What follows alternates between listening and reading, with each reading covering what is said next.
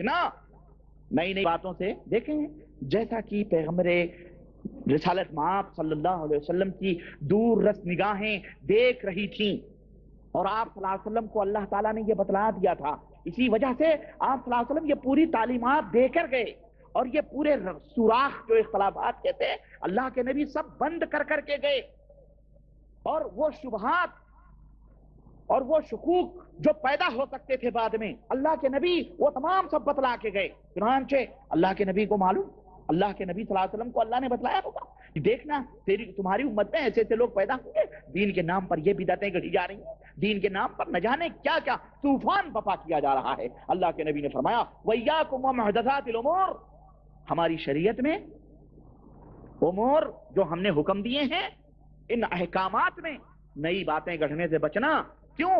فَإِنَّ كُلَّ مُحْدَثَةٍ بِدْعَةٍ, اس لیے کہ شریعت میں ہر گڑھی ہوئی بات نئی بات بدعت ہے. وَكُلُّ بِدْعَةٍ ضَلَالَةٍ, اور ہر بدعت گمراہی ہے. وَكُلُّ ضَلَالَةٍ فِي النَّارِ, اور ہر گمراہی جہنم میں لے جانے والی ہے. یہ حدیث نسائی اور ترمذی نے روایت کی ہے اور یہ حدیث حسن اور صحیح ہے. اسی طرح سے اللہ کے رسول صلی اللہ علیہ وسلم نے ایک اور حدیث میں فرمایا جسے مسند احمد میں امام احمد رحمۃ اللہ علیہ نے ذکر کیا ہے. فرماتے ہیں الا وان من كان قبلكم من اهل الكتاب افترقوا على 72 فرقه او 70 ملة. اللہ کے نبی صلی اللہ علیہ وسلم نے فرمایا کہ اے مسلمانوں خبردار ہو جاؤ میری امت کے لوگوں, غور سے سنو کہ تم سے پہلے جو لوگ تھے یہود و نصارہ وہ 72 فرقوں میں بٹے. کتنے فرقوں میں؟ 72 فرقوں میں بٹے. اور وَإِنَّ هَذِهِ الْمِلَّةِ, اور یہ میری ملت, یہ میری جماعت یا یہ میری امت 73 فرقوں میں بٹے گی. کتنے فرقوں میں؟ ستفترق على 73, 73 فرقوں میں بٹے گی. 72 فی النار, 72 فی النار. مولوی سے پوچھو یہ 72 کا مطلب کیا ہے؟ 72 فرقے جہنم میں جائیں گے.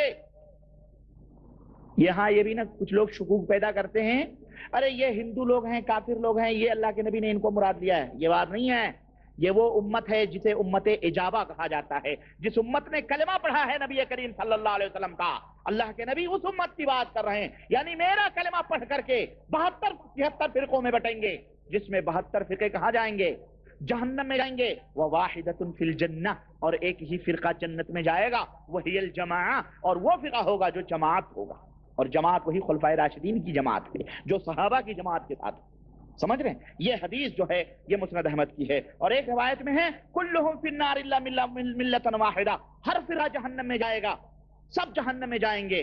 صحابہ کرام نے پوچھا کہ الا ایک جماعت کے جنت میں جائے گا. تو صحابہ کرام نے پوچھا وما ہی یا رسول اللہ, اے اللہ کے نبی وہ جماعت کون سی ہے؟ تو آپ صلی اللہ علیہ وسلم نے فرمایا کہ ما انا علیہ و صحابی, میں جس دین پر ہوں, میں جس راستے پر ہوں, میں جس منہج اور مذہب اور طریقے پر ہوں, اور میرے صحابہ جس راستے پر ہیں, قیامت تک آنے والے لوگ اگر اسی راستے پر رہیں گے وہی لوگ جنت میں جائیں گے, وہی لوگ جنت کے اندر جائیں گے. اسی طرح سے, اور یہ ترمذی کی روایت ہے جسے علامہ البانی حفظہ اللہ نے حسن قرار دیا ہے, اور صحیح الجامع کے اندر یہ حدیث ہے. حضرت عبداللہ ابن مسعود رضی اللہ تعالیٰ عنہ کی ایک روایت سنیں کہ اللہ کے نبی صلی اللہ علیہ وسلم نے فرمایا, کہتے ہیں کہ خط لنا رسول اللہ صلی اللہ علیہ وسلم خطن بیدہی, آپ صلی اللہ علیہ وسلم نے اپنے ہاتھ سے ایک لکیر کھینچی, اپنے ہاتھ سے ایک لکیر کھینچی. ثم قال, پھر آپ صلی اللہ علیہ وسلم نے فرمایا کہ ھذا سبیل اللہ مستقیما. دیکھیں پیغمبر اسلام اپنی امت کو صرف زبانی تعلیم نہیں دے رہے ہیں, بلکہ یعنی حد ہو گئی, سمجھا رہے ہیں, ذہن میں بٹھا رہے ہیں, اور یہاں تک کہ مثالیں دے کر کے سمجھا رہے ہیں. بچہ جب کسی بات کو یوں بتلانے سے نہیں سمجھتا. ایک بچہ ہے, اس کو آپ کہیں بھیجیں اپنے لڑکے کو کہ بیٹا تو ریاض جا رہا ہے یا دمام جا رہا ہے, فلانے اشارے پہ پہنچنا, وہاں سے دائیں ٹرن لینا, دائیں ٹرن کے بعد یہ پیلے رنگ کی بلڈنگ آئے گی, پھر اس کے بعد بائیں جانا, بائیں سے پھر سیدھا نکلنا, سیدھا نکلنے کے بعد میں ایک چوراہا آئے گا, اسے تو سیدھا نکلنا, پھر آگے ایک گارڈن آئے گا, پھر گارڈن سے تو بچہ کہے گا ابا اتنا لمبا تم بتا رہے ہو پہنچنے کے لیے, ہاں نقشہ بنا کے دے دو. کہے گا کہ نہیں کہے گا؟ میرے ذہن میں نکل جائے گا, آپ نقشہ بنا کے دے دو.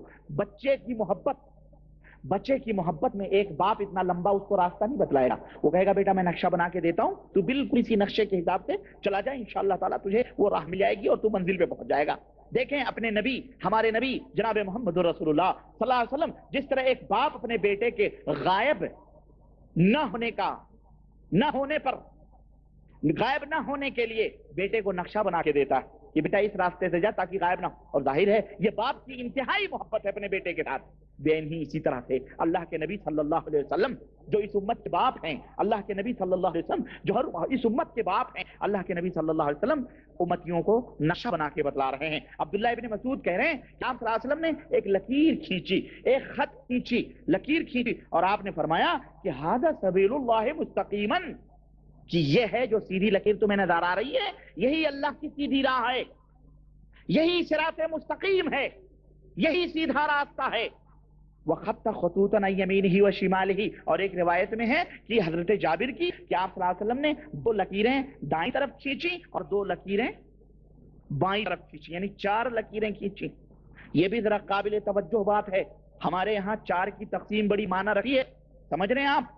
معنی رکھی ہے۔ میں نے نوری بشر میں جو خطبہ ہوا تھا میرا، میں نے اس میں 4 کی تقسیم شروع سے لے کے بتلائی ہے، اور جھوٹی حدیثوں کے حوالے آج کل کے جو 4 ٹکڑوں میں بٹے ہوئے ہیں، ہم نے یہ بھی بتلایا تھا کہ آج روٹیاں بھی توڑتے ہیں تو 4 توڑتے ہیں اور اس کی فضیلت بیان کرتے ہیں۔ تو یہ اللہ کے نبی صلی اللہ علیہ وسلم نے 4 لکیریں حضرت جابر کی روایت میں ہیں، فخط خطین عن یمینہ وخط خطین عن شمالہ، یہ پیغمبر اسلام نے 2 لکیریں دائیں طرف کھینچی اور 2 لکیریں بائیں طرف کھینچی، اور آپ صلی اللہ علیہ وسلم نے فرمایا ثم قال، پھر آپ صلی اللہ علیہ وسلم نے فرمایا انگلی رکھ کر کے، ہذہ السبل، ہذہ السبل، یہ جو دائیں بائیں راستے جا رہے ہیں یہی راستے ہیں، لیس منہا سبیل الا علیہ شیطان یدعو الیہ، ان ہر راستوں کے اوپر شیطان بیٹھ کر کے اپنی طرف لوگوں کو بلا رہا ہے، ان راستوں پر شیطان بیٹھ کر کے اپنی طرف لوگوں کو بلا رہا ہے۔ ثم قرأ رسول اللہ صلی اللہ علیہ وسلم هذه الآیہ، پھر اللہ کے نبی صلی اللہ علیہ وسلم نے اللہ تبارک تعالیٰ کے اس قول کو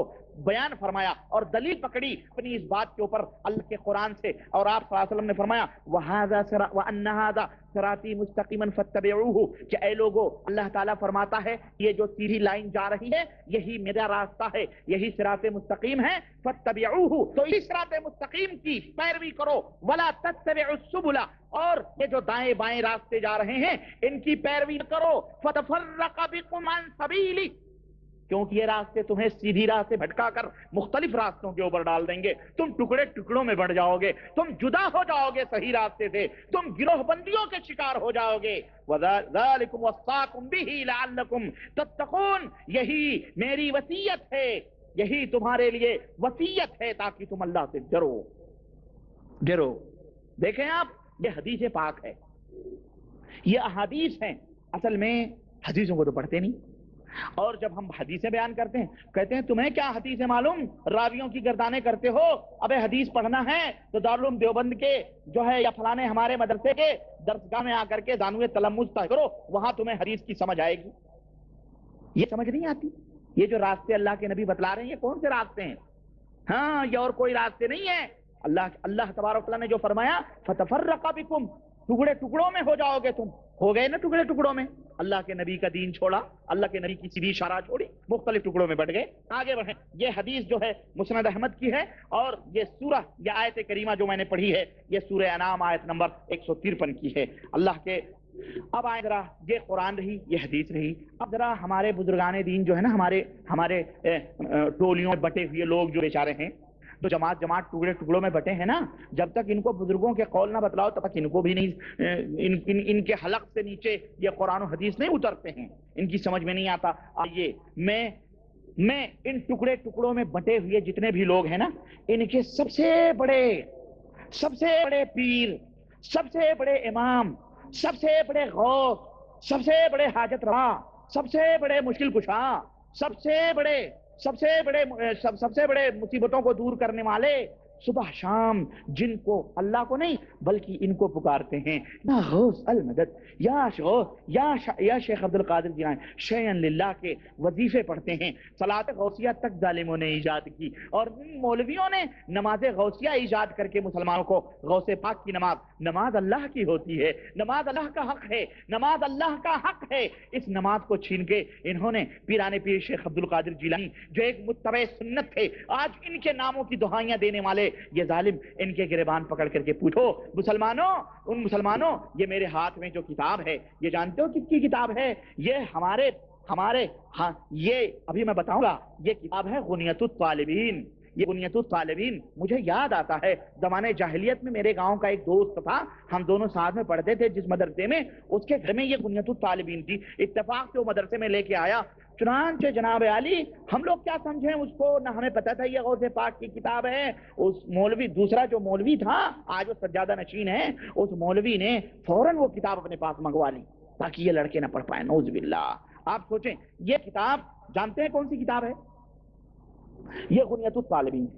یہ کتاب اردو میں ترجمہ کیا گیا ہے، اس کا محبوب سبحانی قطب ربانی شیخ عبد القادر جیلانی، شیخ عبد القادر جیلانی رحمت اللہ علیہ کی کتاب ہے، جو مکتبہ رحمانیہ اردو بازار لاہور سے چھپی ہوئی ہے، جس کے مترجم مولانا احمد صاحب مدراسی ہیں۔ اور یہ جو ہے اس کتاب کے اندر آئیے یہ پیران پیر کے خوب ادھر میں پیا موری دولت ہے نیا، سہارا لگا دو ذرا غوث اعظم، خوب پڑھتے ہیں، خوب پڑھتے ہیں غوث اعظم کے قصیدے، غوث اعظم کی منقبتیں، نعرے قادری یا غوث المدد، غوث کا دامن نہیں چھوڑیں گے، غوث کا دامن نہیں چھوڑیں گے، غوث کا دامن نہیں۔ ہندو جو تھے نا ہمارے ملکوں کے، وہ کہتے ہیں یہ مسلمان بھی عجیب و غریب لوگ ہیں، یہ مسلمان بھی یہ کہتے ہیں گوشت کا دامن نہیں چھوڑیں گے۔ کون اسے کہتا ہے گوشت کا دامن چھوڑ دو بھائی، گوشت مت کھاؤ، کس نے منع کیا ہے؟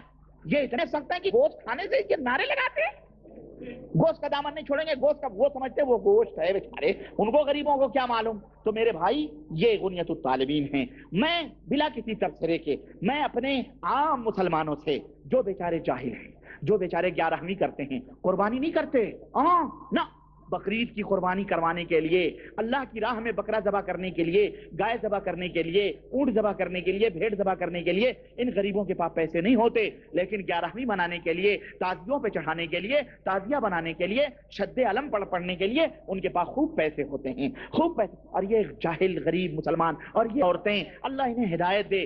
میرے بھائیوں مسلمانوں، اللہ کی قسم دیکھو پیران پیر کی گیارہویں دلاتے ہو، ان کی دعائیاں دیتے ہو، صبح شام اٹھتے ہو، صبح شام ان کو آواز دیتے ہو، ان کو پکارتے ہو، آؤ انہوں نے جو کتاب لکھی ہے اس کتاب کو بھی تو پڑھو، جس سے آدمی کو محبت ہوتی ہے وہ اس کے باتوں کے اوپر عمل بھی کرتا ہے۔ اگر تمہیں کسی سے محبت ہے تو جب وہ کوئی بات کا حکم دے گا تو اس بات کے اوپر تم عمل بھی کرو گے، اور اگر عمل نہیں کرو گے، اگر تم عمل نہیں کرو گے تو تم جھوٹے کہلائے جاؤ گے۔ اگر تمہیں اپنے بھائی سے یا اپنے دوست سے پیار ہے اور وہ دوست کہتا ہے کہ میرے بھائی جا کے مجھے ایک گلاس پانی لا کے دے دے، پانی پینا ہے، مجھے پانی پلا دے، مجھے پیاس لگی ہے، تو تم یہ کہو میرے دوست مجھے تجھ سے بڑی محبت ہے، میں تجھے دل سے چاہتا ہوں۔ وہ کہے میرے بھائی میری حلق سوکھ رہی ہے، تو مجھے پانی پلا دے، کہتے میں تیری ٹانگیں دبا دوں، تیرا سر دبا دوں، مجھے تم سے بڑی محبت ہے، تیرے نام پہ بکرے ذبح کر دوں، تیرے نذرانے چڑھا دوں، تجھے کھلا دوں، پانی یہ نہیں ہو سکتا، پانی۔ اب وہ کہہ رہا مجھے پانی پلا دے، نہیں جا رہا۔ آپ بتاؤ وہ دوست اس کا وفادار ہوگا؟ وہ غدار دوست کہے گا، وہ لات مار دے گا۔ ایسے ہی پیران پیر جب جنت میں جائیں گے اور ان کی باتوں کے اوپر تم عمل نہیں کرو گے نا تو تم نظریں چڑھاؤ، نیازیں چڑھاؤ، صبح شام پکارو، صبح شام ان کو دعائیاں دو، اللہ کی قسم اگر یہ جنت میں جائیں گے تمہیں لات مار دیں گے، تمہیں لات مار دیں گے اور تمہیں فرشتے گھسیٹ کے جہنم کی طرف لے جائیں گے۔ دیکھو پیران پیر کیا کہہ رہے ہیں۔ میں کچھ باتیں ان کی بھی بتاؤں۔ اللہ تبارک و تعالیٰ نے تفرقے بازی سے منع کیا، اللہ کے نبی نے تفرقے بازی سے منع کیا۔ پیران پیر جن کا نمبر اللہ کے نبی کے بعد آتا ہے، آپ سوچتے ہوں گے کہ میں صحابہ کی باتوں کو کیوں نہیں نقل کیا؟ اس لیے نقل کیا کہ آج کل کے ہمارے ماحول کے لوگ جو ہے نا، ہمارے ہندوستان اور پاکستان کے لوگ یہ صحابہ کی نظر و نیاز نہیں چڑھاتے، صحابہ کی قبروں پہ چادریں نہیں چڑھاتے، صحابہ کے نام کی دعائیاں نہیں دیتے، یا ابو بکر صدیق المدد نہیں کہتے، یا عمر فاروق المدد نہیں کہتے، یا عثمان غنی المدد نہیں کہتے، لیکن اگر کہتے ہیں تو کہتے ہیں یا علی مشکل کشا، یا علی مشکل کشا۔ کیوں؟ معلوم ہے یہ شیعوں کا نعرہ ہے، شیعوں کا نعرہ ہے۔ اور میں اسی لیے کہا کرتا ہوں کہ یہ بیچارے جو ٹٹ پجیے لوگ مولوی ہیں نا، یہ شیعوں سے نکلے ہوئے لوگ ہیں، شیعوں سے رافضیوں سے نکلے ہوئے لوگ ہیں، اس لیے شیعوں کے نعروں میں یہ بھی آ کر کے یا علی مشکل کشا کہتے ہیں، یا غوث المدد کہتے ہیں۔ اور یہ آؤ یہ دیکھو انہیں حضرت پیران پیر کیا فرما رہے ہیں۔ پیران پیر فرما رہے ہیں اہل سنت کا اس بات پر اتفاق ہے کہ نبیوں کے معجزے اور ولیوں کی کرامتیں حق ہیں، اور اس پر بھی سب متفق ہیں کہ گرانی اور ارزانی بھی خداوند کریم کی طرف سے ہے۔ اہل سنت کا یہ عقیدہ ہے کہ گرانی یعنی مہنگائی یا سستائی یہ اللہ کی طرف سے ہے، نہ مخلوق